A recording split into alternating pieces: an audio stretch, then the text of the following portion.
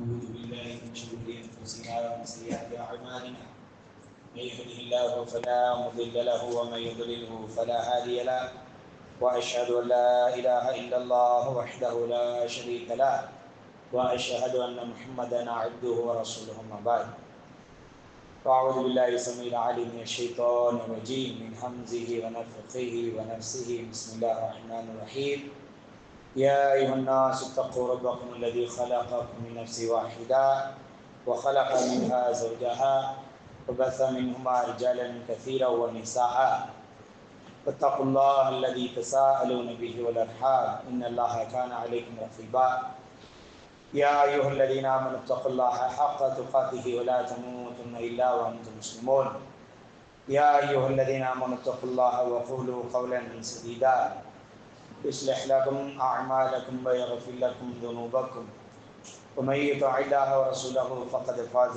فوزا عظيما اللهم صل على محمد وعلى آل محمد كما صليت على إبراهيم وعلى آل إبراهيم إنك حميد مجيد اللهم بارك على محمد وعلى آل محمد كما باركت على إبراهيم وعلى آل إبراهيم إنك حميد مجيد அன்பிற்குரிய அல்லாஹ்வுடைய நல்லடியார்களே, அல்லாஹ் சுப்ஹானஹு வ தஆலா அவனுக்கு நிறைய பெயர்கள் இருப்பதாகவும் பண்புகள் இருப்பதாகவும் செயல்கள் இருப்பதாகவும் அல் குர்ஆனில் நமக்கு என்ன செய்றான் அல்லாஹ் சொல்லிக்காட்டு. அதுல ஒரு பெயர் தான் அர் ரஸாக் என்ற ஒரு பெயர். வாழ்வாதாரத்தை வழங்கக்கூடியவன் என்ற ஒரு பெயர் அல்லாஹ்விற்கு இருக்கின்றது. அல்லாஹ் சுப்ஹானஹு வ தஆலா அல் குர்ஆன்ல பல இடங்கள்ல இந்த பெயர் தனக்கு இருப்பதாக சொல்லுது. இன்னல்லாஹ ஹுவர் ரஸாக் ذுல் குவத்தில் மதீன். அல்லாஹ் சுப்ஹானஹு வ தஆலா ரஸாக்காக இருக்கிறான், அதில் வலிமையானவனாக இருக்கிறான், அதில் என்றுமே பலகீனம் அடையாதவனாக இருக்கிறான். அல்லாஹ் ரஸாக்காக இருக்கிறான், வாழ்வாதாரம் வழங்கக்கூடியவனாக இருக்கிறான், அதில் வலுவானவனாக இருக்கிறான், என்றுமே அதை அல்லாஹ் வழங்கி கொண்டிருப்பதில் அவனுக்கு எந்த ஒரு பலகீனமும் ஏற்படுவது இல்லை என்ற விஷயத்தோடு சேர்த்து என்ன செய்ய அல்லாஹ் நமக்கு குர்ஆனில் அல்லாஹ் ரஸாக் என்பதை நமக்கு சொல்லித் தந்தான். கைரு ராஜிக்கின் சில வசனங்கள்ல சூரத்துல் ஜுமாவில் கடைசியில பார்த்தீங்கன்னா கைரு ராஜிக்கின் வாழ்வாதாரம் வழங்குவதில் அல்லாஹ் மிகச் சிறந்தவர். அப்படின்னா அல்லாஹ் வழங்குற எல்லா வாழ்வாதாரமே அது சிறந்த வாழ்வாதாரமாக மட்டும்தான் இருக்கும். அல்லாஹ் சுப்ஹானஹு வ தஆலா கைருர் ராஸிகீன் சிறந்த வாழ்வாதாரங்களை வழங்கக்கூடியவன் என்றால் என்ன அர்த்தம்? கணக்கின்றி அல்லாஹ் வழங்குபவன் என்ற அர்த்தம். சிறந்த வாழ்வாதாரத்தை வழங்கக்கூடியவன் என்றால் என்ன அர்த்தம்? சின்ன சின்ன நன்மைகளுக்கு பெரும் பெரும் கூலிகளை அல்லாஹ் தருவான் என்ற அர்த்தம். அல்லாஹ் ரஸாக் என்றால் என்ன அர்த்தம்? ரிஸ்குகளையும் அவன்தான் படைத்தான், அது சம்பந்தமான அனைத்து அறிவும் அவன்கிட்ட தான் இருக்கு என்பது அர்த்தம். அல்லாஹ் ரஸாக் என்றால் என்ன அர்த்தம்? ஜின்களுக்கும் மனிதர்களுக்கும் அவனுடைய எல்லா படைப்புகளுக்கும் அல்லாஹ் கொடுக்கிறான் என்ற அர்த்தம். இப்படி ஒரு விரிந்த பொருளை கொண்ட ஒரு வாசகம் தான் என்ன? அல்லாஹ் சுப்ஹானஹு வ தஆலா ரஸாக்காக இருக்கிறான் என்ற விஷயத்தை நமக்கு என்ன செய்றான் அல்லாஹ் சொல்லி தந்தான். நபி ஸல்லல்லாஹு அலைஹி வஸல்லம் அவர்கள் அல்லாஹ் எந்த அளவுக்கு விசாலமானவன் வாழ்வாதாரத்தை வழங்குவதில் என்பதை பற்றி நபி ஸல்லல்லாஹு சொல்றாங்க. ஸஹாவுல் லைல வன் நஹார், இரவு முழுவதும் பகல் முழுவதும் அவன் வழங்கி கொண்டிருப்பதை நீங்கள் கவனிக்கவில்லையா? அல்லாஹ் பகல்ல மட்டும் வழங்கல, இரவிலும் அல்லாஹ் வழங்கி கொண்டிருக்கிறான். அல்லாஹ் இரவில் மட்டும் வழங்கவில்லை, பகலிலும் அல்லாஹ் வழங்கி கொண்டிருக்கிறான். ஸஹாவுல் லைல வன் நஹார், இரவும் பகலும் என்ன செய்றான்? அல்லாஹ் தொடர்ச்சியாக வழங்கி கொண்டிருக்கிறான். அரஐதும் மா அன்ஃபக முந்து خلق السماوات والارض, வானமும் பூமியும் படைத்ததிலிருந்து அல்லாஹ் வழங்கி கொண்டிருக்கிறான் என்பதை நீங்க கவனிக்கலையா? அப்படி நபி ஸல்லல்லாஹு அலைஹி வஸல்லம் நபி தோழர்கள்ட்ட கேட்டாங்கன்ற செய்தியை நம்ம பார்க்கணும். வானம் பூமியும் படைக்கப்பட்டதிலிருந்து அல்லாஹ் வழங்கி கொண்டிருக்கிறான் என்றால் அவன் எவ்வளவு ரஸாக்காக இருப்பான், அதில் எவ்வளவு வலுவுள்ளவனாக இருப்பான் என்பது என்ன செய்யணும், நாம யோசிச்சு பார்க்கணும். அல்லாஹ் ரஸாக்காக இருக்கிறான், அதே நேரத்தில் தன் அடியார்களுக்கு தன்னுடைய முழுமையாக்குவான். அல்லாஹ் யாரெல்லாம் படைச்சானோ எல்லாத்துக்கும் அவங்களுடைய ரிஸ்க் வாழ்வாதாரத்தை செய்வான், முழுமையாக்கி அல்லாஹ் தீர்வான். நபி ஸல்லல்லாஹு அலைஹி சொன்னாங்க, இன்ன நஃப்ஸ லன் தமூத ஹத்தா தஸ்தக்மில ரிஸ்கஹா. ஒரு ஆத்மா அது மரணிக்காது எதுவரையில் அது தன்னுடைய ரிஸ்கை முழுமைப்படுத்தாத வரையில் ஒரு ஆத்மா மரணிக்காது. ஒருத்தர் இறந்து போறார் என்றால் அவருடைய ரிஸ்க் அல்லாஹ் முழுமைப்படுத்தி தான் என்ன செய்வான், அல்லாஹ் அவரை மரணிக்க வைப்பான். அபூதர்தா ரலியல்லாஹு அன்ஹு சொன்னாங்க, எப்படி மரணம் எங்கே இருந்தாலும் அவரை கண்டுபிடித்து ஓடி செல்கிறதோ, மரணம் ஒருவர் எங்கே இருந்தாலும் அவரை அந்த இடத்திற்கு போய் அவரை பிடித்து வருகிறதோ, அதே போன்று ரிஸ்க்கும் அவரை ஓடி ஓடி செல்லுகிறது, தேடி பிடித்து என்று சொல்கிறார். அப்ப ரிஸ்கை முழுமையடையாம ஒரு ஆத்மாவை எல்லாம் என்ன செய்யறது இல்லை, அல்லாஹ் மரணிக்க வைக்கிறது இல்லை. அது ஒரு ரிஸ்க், ஒரு ஆத்மாவுக்கு அதுக்கான ரிஸ்க் என்ன, இந்த உலகத்தில் அது எதை அனுபவிக்கிறோம் என்பதை எல்லாத்தையும் முடிச்ச பிறகுதான் எல்லாம் என்ன செய்வான், ஒரு ஆத்மாவை அல்லாஹ் மரணிக்க வைப்பான்.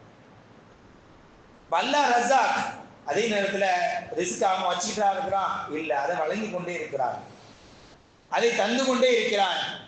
அதை அடையாமல் எந்த ஒரு ஆத்மாவையும் அவன் என்ன செய்யறது இல்லை, மரணிக்க வைக்கிறது இல்லை. அதே நேரத்தில் இதுல சில விஷயங்களையும் அல்லாஹ் சுப்ஹானஹு வ தஆலா சேர்த்தே வச்சிருக்கிறார். சில ரிஸ்க் இருக்குது, அதை அல்லாஹ் தந்துருவான், நம்ம கேட்டாலும் தருவான், சரி நம்ம கேட்காமலே எல்லாம் தருவான் நமக்கு. சில ரிஸ்க் இருக்கு, அதை நம்ம கேட்கலாம் தேவையில்லை, அதை நினைச்சு நமக்கு எல்லாம் தந்துருவான். பாப்பா உம்மா என்பது ஒரு பெரிய ரிஸ்க், அப்படித்தானே? பாப்பா என்பது ஒரு பெரிய ரிஸ்க், அல்லாஹ் நமக்கு தந்திருக்கிற பெரிய வாழ்வாதாரம். உம்மா என்பது நாம அல்லாஹ் தந்திருக்கிற ஒரு பெரிய வாழ்வாதாரம். இந்த ரெண்டு வாழ்வாதாரத்தையும் அல்லாஹ் நம்ம கேட்டா தந்தான். எனக்கு வாப்பா கொடு உம்மா கொடுன்னு கேட்ட பிறகுதான் அல்லாஹ் இதை தந்தான நமக்கு, இல்லை தானே? அப்ப நம்ம கேட்காம நமக்கு அல்லாஹ் தந்த ரிஸ்க் அது. சில ரிஸ்க் அல்லாஹ் அப்படிதான் தருவான் நமக்கு. ஆனா வேற சில ரிஸ்க் இருக்கு, அதை நாம கேட்காம தேடாம அது நமக்கு கிடைக்காது.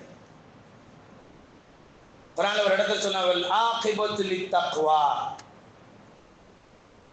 வஅமுர் அஹ்லக பிஸ்ஸலாஹ் வஸ்தபிர்ஹா லா நஸ்அலுக ரிஸ்கன் நஹ்னு நர்சுகுக வலாகிபத்து லித்தக்வா என்று அல்லாஹ் சொன்னார்.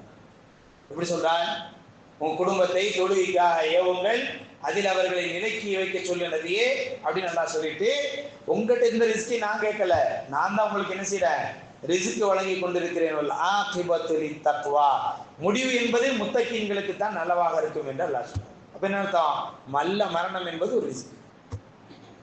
நம்ம ரிஸ்க்னா என்ன நினைச்சுக்கிட்டோம், காசு நிறைய வர்றதுதான் ரிஸ்க் நினைச்சுக்கிட்டோம். 2 பேங்க்ல இருக்கு காசு, 3வது ஒரு பேங்க்லயும் காசு போடும்போது ரிஸ்க் என்ன செய்யுது, நமக்கு அதிகமா எல்லாம் ரிஸ்க கொடுக்குறான்னு நினைக்கிறோம். தவற சகோதரர்கள், அது மட்டுமல்ல, அத்தா உல்லா, அல்லாஹ் தருகிறான் என்றாலும் அதுக்கு பேர் என்னது, அதுக்கு பேர் ரிஸ்க். பணத்துக்கு மட்டும் சொல்ல மாட்டாங்க, எதுக்கு சொல்லுவாங்க, அல்லாஹ் தருகிறான் அப்படின்னு நீங்க எதெல்லாம் சொல்றீங்களோ அதெல்லாம் என்னது, அது ரிஸ்க். அது பணமா இருக்கட்டும், அது ஒரு நிம்மதியா இருக்கட்டும், மனைவியா இருக்கட்டும், பிள்ளையா இருக்கட்டும், அது ஒரு கல்வியாக இருக்கட்டும், அது ஈமானாக இருக்கட்டும், எதுவா இருக்கட்டும், அல்லாஹ் தருகிறான் அல்லாஹ் தருவான் என்றாலும் அதுக்கு பேர் என்னது, அது ரிஸ்க். அப்ப நாம ரிஸ்க் என்று சொன்னால் ஏதோ இந்த பொருள் உலகியல் மெட்டீரியல் அதை நோக்கி நம்ம போகக்கூடாது. அதை தாண்டி எவ்வளோ ரிஸ்க்குகள் இருக்குது, அதெல்லாம் தேடி அடைகிறவர்களா நம்ம இருக்கு. அது அல்லாஹ் சும்மா தர மாட்டான். சில விஷயங்கள் வாழ்க்கையில வந்தாதான் தருவோம். அறிஞர்கள் பட்டியை போட்டு சொல்றாங்க, ரிஸ்கேயினுடைய வாசல்கள் அப்படின்னு நிறைய சொல்றாங்க, வாழ்வாதாரத்தின் வாசல்கள். அதை போனா தான் உங்களுக்கு கிடைக்கும். அதுல முதல் வாசல் என்ன, தௌஹீத் இருக்கணும். அப்பழுக்கற்ற தௌஹீத்வாதியா இருக்கணும். தௌஹீத் ஷிர்க் வாடகைக்கே போகக்கூடாது. தௌஹீதில் நிலைத்திருந்தால் ஒருவருக்கு அல்லாஹ் ரிஸ்க் தருவான். ஆதாரம் என்ன, ஃபல்யஅபுது ரப்ப ஹாதல் பைத் அல்லதி அத்அமஹும் மின் ஜூஇ வ ஆமனஹும் மின் கௌஃப். உள்ளத்துக்கு தேவை என்ன, பயம். பயத்தை அல்லாஹ் போக்கிட்டானா அது ஒரு ரிஸ்க், உள்ளத்துக்கு அல்லாஹ் தர்ற ரிஸ்க், அப்படித்தானே? பயம் என்பது நம்ம உள்ளத்தை பயந்துகிட்டே இருக்குன்னா அது அல்லாஹ் நீக்கிறான்னு என்ன அர்த்தம், அது ஒரு ரிஸ்க். அது யாருக்கு அல்லாஹ், ஃபல்யஅபுது, அவர்கள் அல்லாஹ்வை வணங்கட்டும், அவர்கள் ஏகத்துவம் படுத்தட்டும். படுத்தினாங்கன்னா என்ன கிடைக்கும், அவருடைய உள்ளத்தில் அமைதி. இந்த பயம் இல்லை, பயத்துற நோத்திரோங்கிறாங்க, பயத்து தூர நோத்திரோங்கிறான், இந்த ரிஸ்க கொடுக்கிறாங்கிறாங்க. வாமனகும் மிஞ்ச அத்வாமகும் மிஞ்சோ, உடம்புக்கு சில வாழ்வாதாரம் தேவைப்படும், அதையும் நாம கொடுக்கிறோம். அப்ப உள்ளத்துக்கான வாழ்வாதாரம், உடம்புக்கான வாழ்வாதாரம் என்பது வாழ்வாதாரம் பெருசு. நான் தான் சொன்னேன், மண் அத்தா அல்ல, அல்லாஹ் கொடுப்பது என்பதே வாழ்வாதாரம்.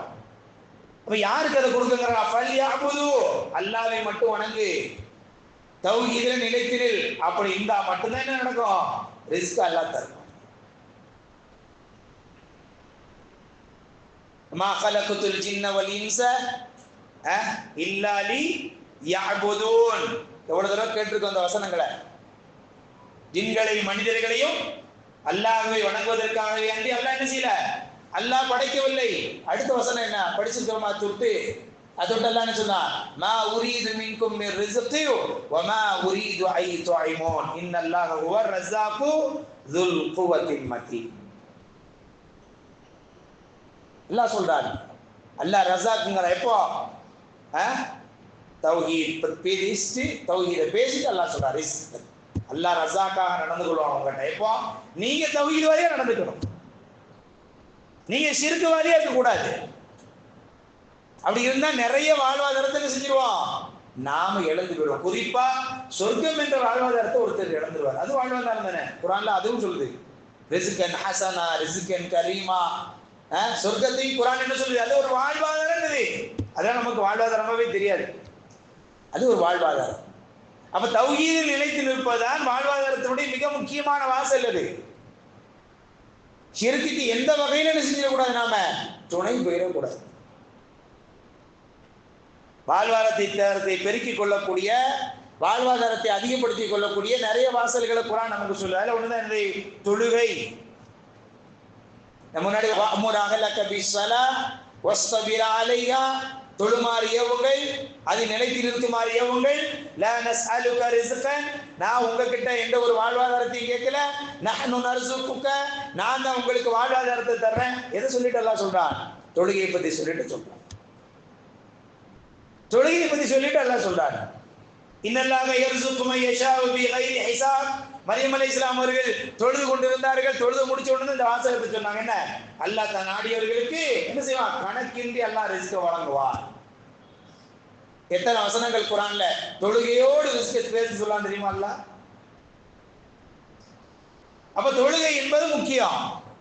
எனக்கு சரியான ஒரு ஜாப் கிடைக்கல, சரியான ஒரு படிப்பு இல்ல, சரியான ஒரு பொருளாதாரம் இல்ல, சரியான வீட்டு சூழல் இல்ல, மனைவியோடு சரியான ஒரு உடன்பாடு இல்ல, கணவனோடு சரியான உடன்பாடு இல்ல, பாப்பா அம்மாவோடு நல்ல ஒரு இணக்கம் இல்ல, சொந்த பந்தத்தோடு நல்ல ஒரு இணக்கம் இல்ல.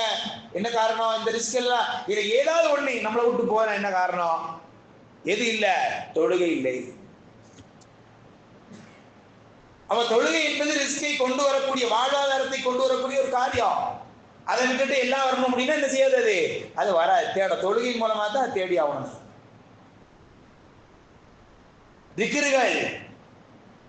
திக்ருகள் என்பது ரிஸ்கை தரக்கூடிய ஒரு காரியம்.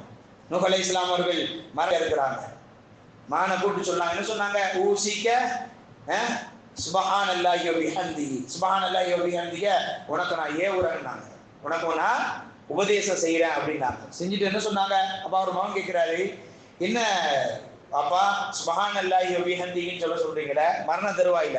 ஒருத்தர் மரண தருவாயில அட்வைஸ் பண்றாருன்னா எவ்வளவு முக்கியமான அட்வைஸா இருக்கும். அது யோசிச்சு பாருங்க, எவ்வளவு முக்கியமான செய்தியா இருக்கும். அது அட்வைஸ் பண்றாங்க நூஹ் அலைஹிஸ்ஸலாம். அவங்க என்ன சொல்றாங்க? மகனே உனக்கு நான் எதை ஆகுறேன்? சுப்ஹானல்லாஹி வ பிஹம்திஹி, இதை பிடிச்சுக்கோன்னாங்க. ஏன்? மகன் கேட்கிறாரு, என்ன காரணம் அப்ப இதை சொல்றீங்க? இதை கொண்டுதான் எல்லா படைப்பினங்களுக்கும் வாழ்வாதாரம் வழங்கப்படுகிறது. இதை கொண்டுதான் எல்லா, சும்மா சொல்லுவாங்களா? நூஹ் அலைஹிஸ்ஸலாம் அவங்க ஏதோ கடைசியில ஒண்ணு போறோம், துனியா விட்டு போறோம், அதை ஒண்ணு சொல்லிட்டு போவாங்களா? வாழ்க்கை இதில் அனுபவிச்சதான் சொல்லுவாங்க. அப்ப தான் வாழ்க்கையில சுப்ஹானல்லாஹி வ பிஹம்திஹி சொல்லி நிறைய வாழ்வாதாரத்தை அவங்க அனுபவிச்சதுனால தான் மகனுக்காக சொல்றாங்க இதை செய்ய அப்படின்னு. ஆனா நமக்கு தான் மண்டையில உரைக்க மாட்டேங்குது. இது சுப்ஹானல்லாஹி வ பிஹம்திஹின்னா வாழ்வாதாரம் எப்படி கூட நாம யோசிக்கிற இந்த காலத்துல. இப்படிதானே? இதை சொன்னா வாழ்வாதாரம் கூடுமா அப்படிங்கிற சிந்தனை எல்லாம் இது இன்னைக்கு நவீன கால சிந்தனையா போச்சு. அதெல்லாம் விட்டு வெளியில வரணும், திக்ருகள். அப்ப இது வாழ்வாதாரத்தை பெருக்கி தரக்கூடிய ஒரு மிக முக்கியமான காரியம். தர்மம் செய்வது. நபி ஸல்லல்லாஹு அலைஹி வஸல்லம் ஆதமுடைய மகனே நீ தர்மம் செய், நான் உனக்கு தர்மம் செய்கிறேன். அப்படின்னு அர்த்தம். நீ வாழ்வாதாரத்தை ஒருத்த வாழ்றதுக்கு நீ கொடுக்குறியா, நீ வாழ்றதுக்கு நான் கொடுக்குறேன். இந்த ஹதீஸ் எப்படி படிக்கிறோம்? ஆதமுடைய மகனை தர்மம் செய், நான் உனக்கு தர்மம் செய்யறேன். அப்படி எல்லாம் சோழர்களே, நீ ஒருத்தனுக்கு வாழ்வாதாரத்தை கொடுக்குறியா, உனக்கு நான் வாழ்வாதாரம் தரேன். யார் சொல்றது?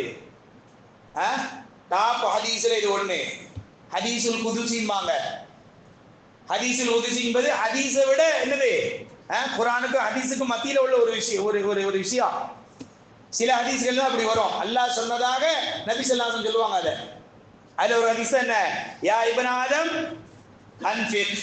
உன்ஃபிக் அலைக, ஆதமுடைய மகனே நீ செலவு செய், நான் உனக்கு செலவு செய்கிறேன். நீ ஒருத்தருக்கு வாழ்வாதாரத்தை ஏற்படுத்தி கொடுத்தி என்றால் உனக்கு நான் வாழ்வாதாரம் ஏற்படுத்தி கொடுப்பேன்,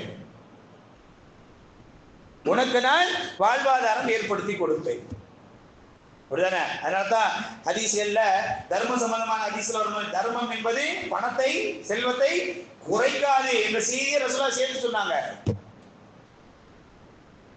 அப்ப அன்பான சகோதரர்களே, இதெல்லாம் வாழ்வாதாரத்தை நமக்கு பெற்று தரக்கூடிய காரியம். இதெல்லாம் கவனிக்கிறோமா? நாம யோசிச்சு பாருங்க. அது வேணும், இது வேணும், அது கிடைக்கல, இது கிடைக்கல புலம்புறமே தவிர இதுக்கான வழிகள் என்னன்னு மார்க்க ரீதியாக என்ன வழிகள் அப்படிங்கறது என்ன செய்யறது இல்ல. நாம இஸ்திக்ஃபார், பாவ மன்னிப்பு தேடுவது. நூஹ் அலைஹிஸ்ஸலாம் மக்கள்கிட்ட முன்ன என்ன சொன்னாங்க? ஃபகுல் துஸ்தக்ஃபிரு ரப்பக்கும் இன்னஹு கான கஃபாரா.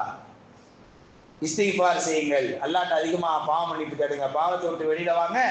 இர்சிலி ஸமா அலைக்கும் மித்ராரா வ இம்திதுக்கும் பி அம்வால். பொருளாதாரத்தை அல்லாஹ் அதிகப்படுத்தி தருவான். எப்போ? இஸ்திக்ஃபார் நீங்கள் செய்கின்ற காலம். அப்ப இஸ்திக்ஃபார் செய்வது என்பது என்ன? சும்மா சொல்லிட்டு போயிருப்பாங்களா? நூஹ் அலைஹிஸ்ஸலாம் அவங்க மக்களுக்கு சும்மா அவங்களா சொல்லியிருப்பாங்களா ஒரு கருத்தை? அவங்க அனுபவிச்சுதான் சொல்றாங்க. இஸ்திக்ஃபார் செஞ்சு அவங்க வாழ்க்கையில் நிறைய வாழ்வாதாரத்தை பெற்றதனால்தான் நூஹ் அலைஹிஸ்ஸலாம் அந்த செய்தியை சொல்றாங்க மக்களுக்கு. குல் துஸ்தக்ஃபிரு ரப்பக்கும், அல்லாஹ் கிட்ட பாவ மன்னிப்பு தேடுங்கள், பாவத்தை விட்டு வெளியில வாங்க. என்ன கிடைக்கும்? இர்சிலி ஸமா அலைக்கும் மித்ராரா வ இம்திதுக்கும் பி அம்வாலி வ பனீன். வாழ்வாதாரம் எல்லாமே கிடைக்கும். அப்ப இஸ்திக்ஃபார் என்பது நம்முடைய வாழ்வாதாரத்தை பெருக்கிக் கொள்வதற்கான ஒரு வழி, அல்லாஹ்விடமிருந்து பெற்றுக் கொள்வதற்கான மிக முக்கியமான ஒரு வழி. நபி ஸல்லல்லாஹு அலைஹி வஸல்லம் இன்னும் சொன்னா பல செய்திகள் இருக்குது வாழ்வாதாரத்தை பெருக்க. வ மின் துஅஃபாஇஹிம் துர்ஸகூன், உங்களில் பலகீனமானவரை கொண்டுதான் நீங்கள் வாழ்வாதாரம் அளிக்கப்படுகிறீர்கள். வெளியில உள்ள பலகீனமானவர்களை பத்தி என்ன செய்வோம்? நிறைய கவலைப்படுவோம். என்ன செய்வோம்? நிறைய செய்திகளை அவங்களுக்கு நம்ம அனுப்பி வைப்போம். ஆனா வீட்டுல பலகீனமா இருக்கிறவங்களே என்ன செய்யும்? நமக்கு அதை நம்ம கண்டுக்கவே மாட்டோம். இப்படித்தானே? வீட்டுல 4 பிள்ளை இருந்தாலும் அப்பா நான் தான் பார்ப்பேன் அப்படின்னு சொல்ற பிள்ளைங்களா இருக்கிறாங்களா இன்னைக்கு? யோசிச்சு பாருங்க.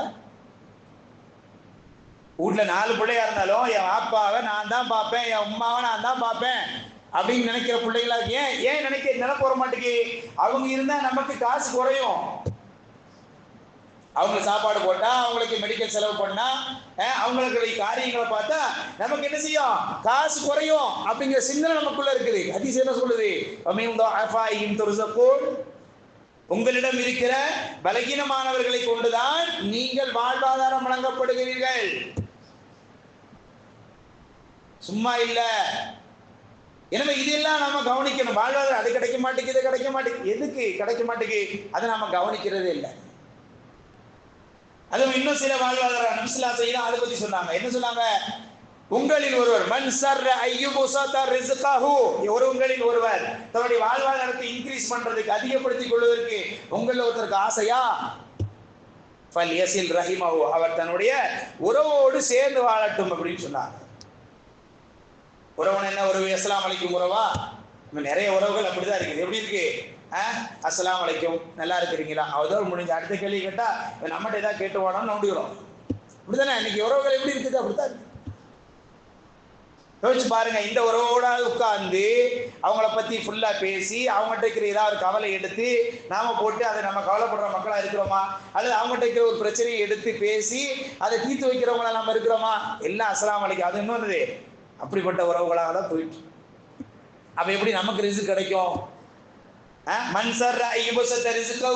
எவர் தன் வாழ்வாதாரத்தை அதிகப்படுத்திக் கொள்ள வேண்டும் என்று உங்களில் ஆசைப்படுகிறாரோ ஃபல்யஸில் ரஹிமஹு, அவர் தன் உறவை பேணி வாழட்டும். அப்ப இதெல்லாம் ரிஸ்க்குக்கான வழிகள். மார்க்கம் நமக்கு சொல்லி தருகிற வழிகள். ஒரு வழி கூட பொய்யான வழி கிடையாது சகோதரர். அப்படிதானே? இது ரசூலுல்லாஹ் சொன்ன வழிகள், மார்க்கம் நமக்கு சொல்லி தருகிற வழிகள். இப்ப இதெல்லாம் நிக்கணும்.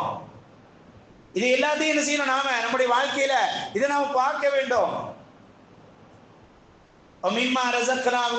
நல்லா சொல்றேன் இல்லையா? உங்களுக்கு அல்லாஹ் கொடுத்த ரிஸ்கிலிருந்து நீங்க செலவு செய்யுங்கள். பலகீனமானவர்களுக்கு, குடும்பத்தில் உள்ளவர்களுக்கு, குடும்பத்தில் நலிவடைந்தவர்களுக்கு, இதெல்லாம் என்ன செய்யணும்? நாம பார்க்கணும். ஏன் எதுக்காண்டி? அது ஒரு சுயநலம் இருக்குது. பலகீனமான மக்களை பாருங்க, உறவுகளை பாருங்கன்னு சொல்றோம்னா எதுக்கு சொல்றோம்? அதுல ஒரு நமக்கு ஒரு சுயநலம் என்ன இருக்குது? நம்முடைய ரிஸ்க் இன்னும் கொஞ்சம் அதிகமாகும், அவ்வளவுதான். யோசிச்சு பாருங்க, குரான் சுன்னாவுல, ஹதீஸ்ல, குரான்ல தர்மத்தை பத்தி வரக்கூடிய வசனத்துக்கு பின்னால அல்லாஹ் சொல்ற செய்தி என்ன? நீங்க தர்மம் செஞ்சா அதிகமாக்கி தாரன்னு தான் சொல்றான். எத்தனை வசனங்கள் குரான்ல இருக்குது, படிங்க பார்க்கலாம். நீங்க தர்மம் சம்பந்தமான வசனங்கள் எந்த ஒரு வசனமே என்ன சொல்லல, அல்லாஹ் தருவன்னு சொல்ல, அதிகமாக்கி தரன்னு தான் சொல்றான். அப்ப எனவே அன்பார்ந்த அல்லாஹ்வுடைய நடிகார்களே, இந்த வாசல்களை எல்லாம் நம்ம கவனிக்கணும். தொழுகை, இந்த வாசல்களை கவனிக்கணும். வித்திரு தொழுகை கூட என்னது? நபி ஸல்லல்லாஹு அலைஹி வஸல்லம் என்ன சொன்னாங்க? அதுவும் பரக்கத்தை, அதுவும் வாழ்வாதாரத்தினுடைய ஒரு வாசல். வித்திரு தொழுகை எல்லாரும் தொழுகிறோம், பரல தொழுது போயிடுறோம். வித்திரு தொழுகை என்பது என்னது? பொருளாதாரத்தை, அதாவது வாழ்வாதாரத்தை பெருக்கிக் கொள்வதற்கான அது ஒரு முக்கியமான ஒரு வாசல். ஏன்னா அதுல வரக்கூடிய துவாரம் என்ன? பாரிக்கிலி ஃபீமா அஅதைத், யா அல்லாஹ் நீ எனக்கு எதை தந்தாயோ அதில் நீ பரக்கத் செய்வாயா. உன்னை தர்றதுல அல்லாஹ் பரக்கத் செய்யறது என்னதுங்க? அது ஒரு வாழ்வாதாரமா இல்லையா? ஒன்றை அல்லாஹ் தருவது என்பது வாழ்வாதாரம், அது வாழ்வாதாரம் தான். ஆனால் அதில் அல்லாஹ் பரக்கத் செய்வது என்பது என்னது? அது அதை விட பெரிய ஒரு வாழ்வாதாரம். எனது அறிஞர்கள் சொன்னாங்க, வித்திரு தொழுகை அது வாழ்வாதாரத்தினுடைய ஒரு வாசல். வித்திரு தொழாம இருக்காதீங்க என்று சொல்றாங்க. எனவே அன்பார்ந்த அல்லாஹ்வுடைய நடிகர்களே, இந்த மாதிரி நிறைய விஷயங்கள் எனது வாழ்வாதாரத்தை பெருக்கிக் கொள்வதற்காக நபி ஸல்லல்லாஹு அலைஹி வஸல்லம் அவர்கள் நமக்கு நிறைய செய்திகளை என்ன செஞ்சிருக்கிறாங்க, சொல்லி தந்திருக்கிறாங்க. அறிஞர்களும் பல செய்திகளை நமக்கு சொல்லி காட்டுறாங்க. எனவே இதை நாம் கனவு கணத்தில் எடுத்துக் கொள்ளக்கூடிய மக்களாக என்ன செய்யணும்? நாம் இருக்க வேண்டும். அல்லாஹ் சுப்ஹானஹு வ தஆலா தௌஃபீக் செய்வானா.